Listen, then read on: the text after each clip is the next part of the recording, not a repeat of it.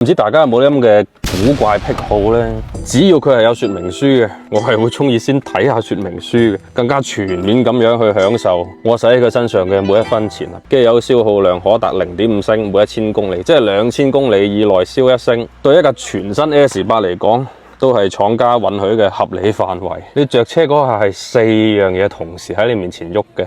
屏幕、儀表指針自檢、倒車鏡，同埋呢隻睇起身似 BO， 呢隻屎色，官方叫伊柏內馬鐘。咁喺佢身上係特別有嗰啲 Old Money 嘅感覺。呢隻龍珠淚眼，當年選呢一對頭燈，好似唔知8萬定12萬，我唔係太記得啦。S8 就唔使揀嘅。咁全車油漆我打過呢，就呢隻門嘅數值多100，前面2塊葉子板，後邊有個位都係有啲多鈑金。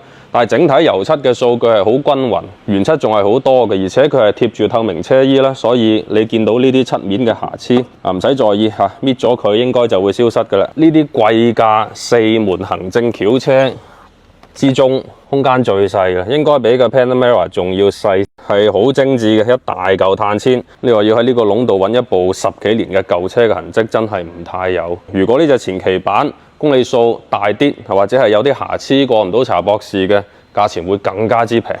不過呢架過到，所以車主要34萬8，合理嘅。至少講佢真係有心賣呢架車嘅，冇心賣嘅開50萬得啦，係嘛？